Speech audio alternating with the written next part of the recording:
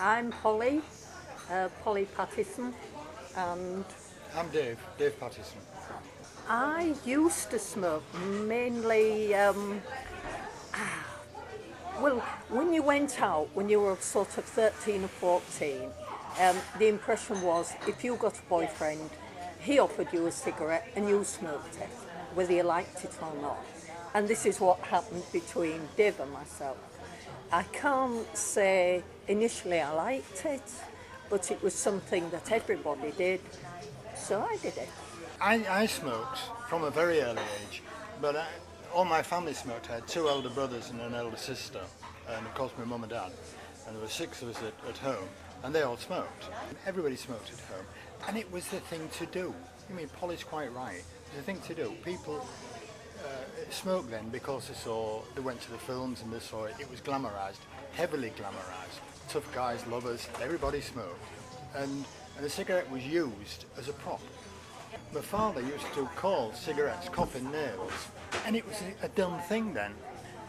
But how dreadful, you know, that he joked about coffin nails and then died of cancer. And, you know, and it's a horrible, messy, painful death.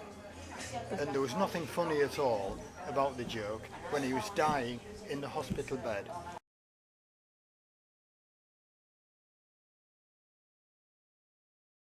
Although I didn't smoke as much, I did smoke and it became part of my life until I was pregnant. There still was not the general information that it was dangerous, but at that time we used to get the Sunday Times newspaper and there was a health page, and I suppose it was in the forerunning of warning people. I was very susceptible to anything that might harm my child, and I stopped. And then I started to persuade Dave to stop. Before I was married, everybody in the house smoked. When I got married, of course, and we moved, I continued. But then when we had a family, I was aware of the dangers of smoking around children.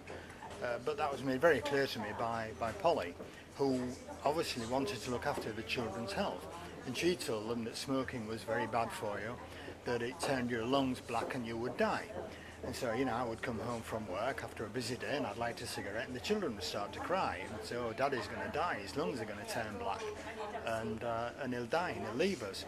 And so, of course, being concerned about children's health, eventually I stopped. But it's an indication of just how powerful a drug it is, that even with that encouragement to stop smoking, I didn't find it easy.